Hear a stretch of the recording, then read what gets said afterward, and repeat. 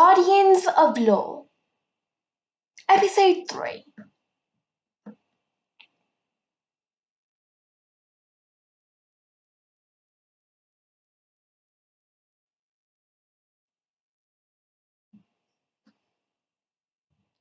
Soy had the frog in his hands within seconds. He was always good with outdoorsy stuff like that.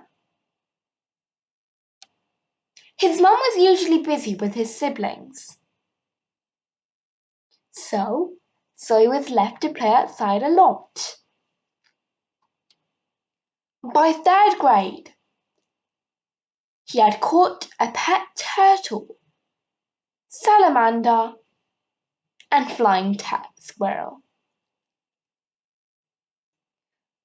Unfortunately, his older brothers Rick and Hank stole the squirrel and kept it in their room.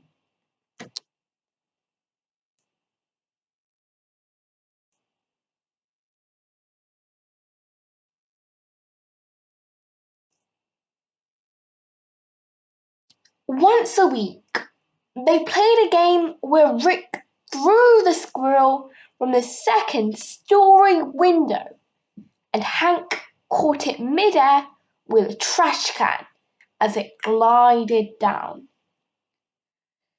Soy tried to get them to stop, but they never listened. The frog didn't put up much of a fight. I started to wonder if it wanted to be caught. "Do you believe me now?" I asked.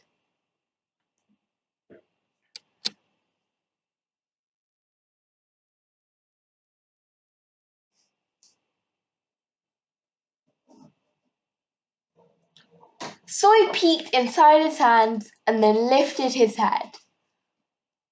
"Well, this frog is wearing glasses. I'll give you that." Both of our minds were racing with questions. "Let's bring it to my treehouse so we can figure this out," I said. I had built most of the treehouse in my backyard myself.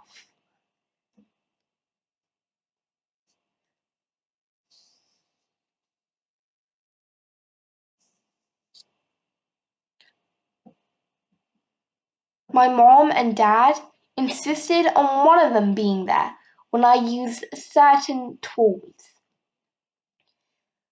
But that was about it. Building things always made me feel good afterwards. And I had gotten pretty good at it. The treehouse had been done for a while, but there were still a few things I wanted to add to it before winter.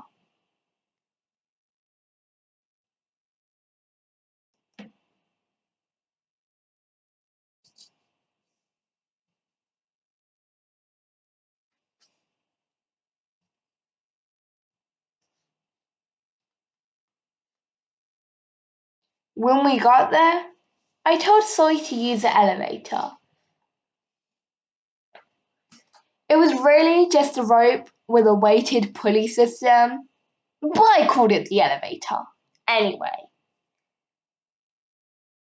We used it when we needed to carry things that we couldn't bring up on the ladder. I climbed up and then lowered it down for him.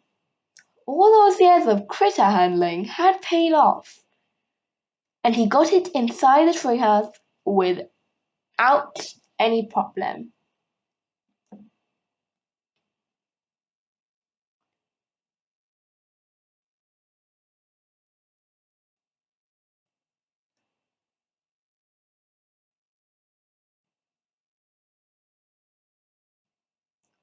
I shut the door and quadruple locked it so that the frog couldn't run away, and to give us some privacy. "Okay, Soy," I said, "let him loose." So he lowered his hands and opened them, letting the frog hop to the floor of the treehouse. I had a small drafting table, drawings, and bits of wood all over, which provided plenty of places for the frog to hide. Luckily for us, it didn't move at all.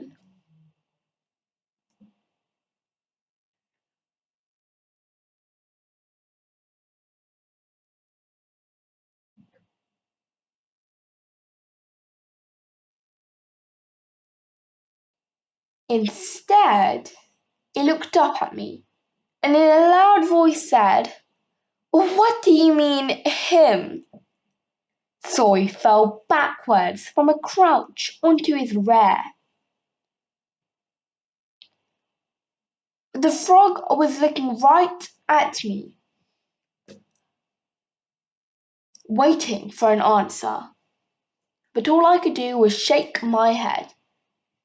It's rude to assume I'm a he, don't you think?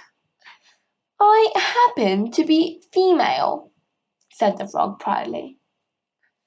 Soy was now holding his head with both hands.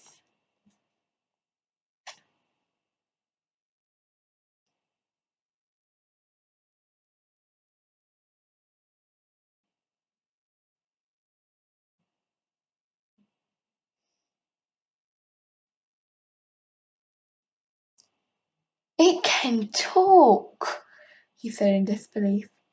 Oh, well, now calling me an it after I just told you I was a girl is just plain inconsiderate, Soy, she said. I knelt closer, looking for anything that might make sense of it all. Maybe the frog was a robot, but nothing about the way it moved was robotic. And would a made in China sticker really make me feel better? It, she, had just called my best friend by his first name. Soy was so flabbergasted that he was gnawing on his backpack strap. So I doubted that they had met before.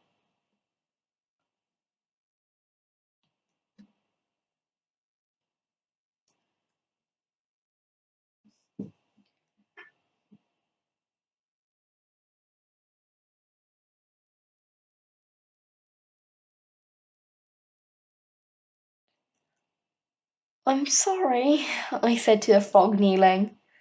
We didn't mean anything by it. Truly. The frog hopped even closer and said, You've always been kind, then whispered, It's a powerful thing. Remember that.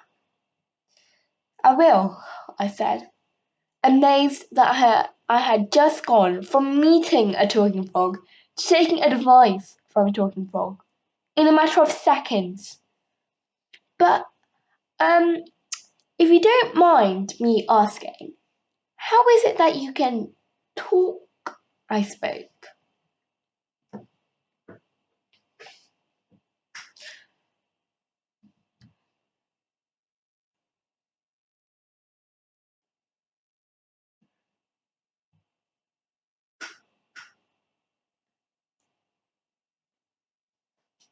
But by that point, so he had half of the backpack strap in his mouth. The frog crooked her head at me slightly. Do you think that humans are the only animals that can talk? She asked. I was startled. Was it possible that animals could talk and somehow no one in the world knew about it? Was everything that I thought about animals wrong? I took a seat on this floor too. So he spit out his strap.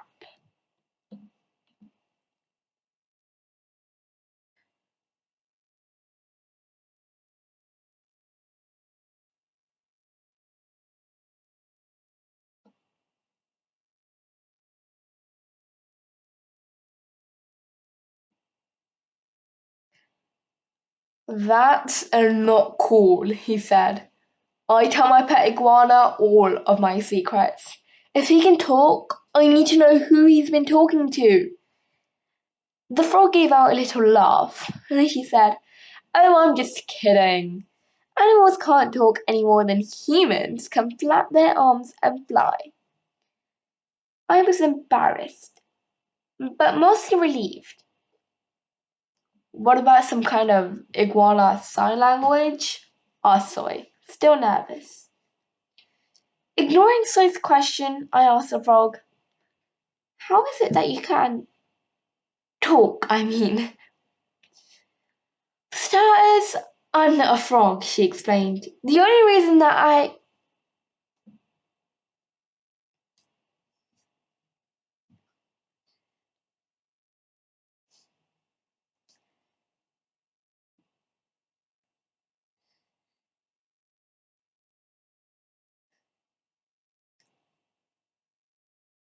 Without any warning, there was a knock on my treehouse door.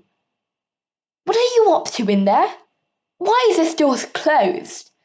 asked my mum sternly. I searched my brain for an answer that didn't have the word frog in it. Soy and I we were doing homework and the breeze kept blowing our papers away. I replied.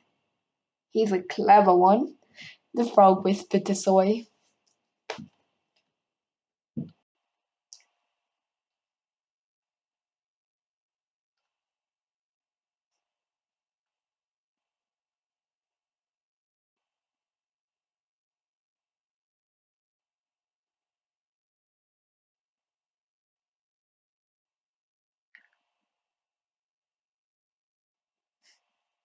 I gave the frog a signal to be quiet.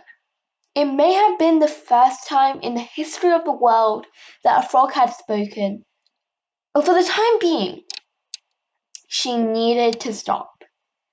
If my mum had a female voice, she would break down that door, quadruple lock or no.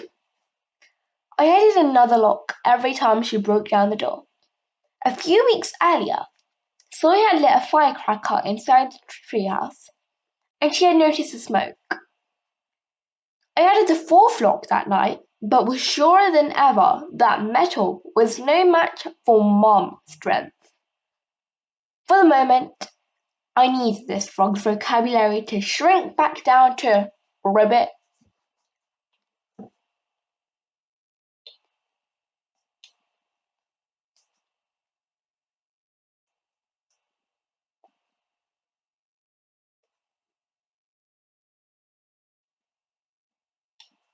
"Well, come on inside the house.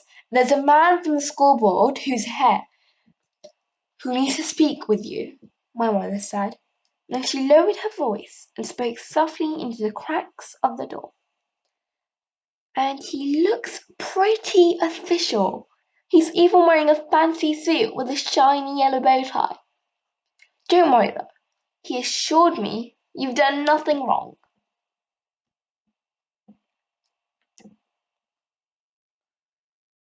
"Yellow?" screeched the frog. "What?" asked my mum. "Oh, I said hello," I lied, using the best high-pitched voice I could muster. "Honey, hello usually comes at the beginning of conversations. We're pretty far into this one," she said. "Ah, right.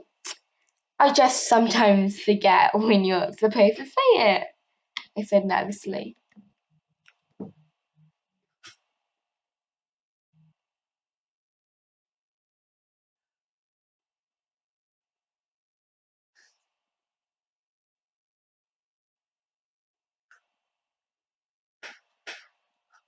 "Oh, I didn't realize.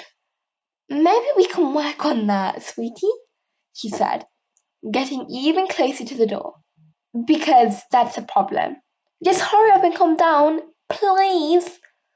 I heard my mum climb down the ladder and then watched her go back inside the house. The frog jumped up to the open window, which faced the woods behind my house. I was amazed at how high she could jump.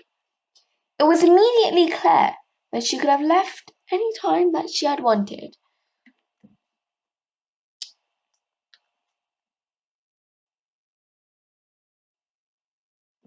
Whatever you do, don't mention me, the frog whispered frantically. I'll find you later. And with that, she jumped out the window into a bush below. To be continued. Sorry, but this is the end of this part of the video. Make sure to check out the next part. So make sure you like, share, and subscribe so you don't miss out the next part. What do you guys think about this official man with the yellow bow tie? And why is the frog so against him about knowing that she's here? Comment down below your thoughts on this man. Thank you for reading this story with me. I hope to see you soon. Goodbye.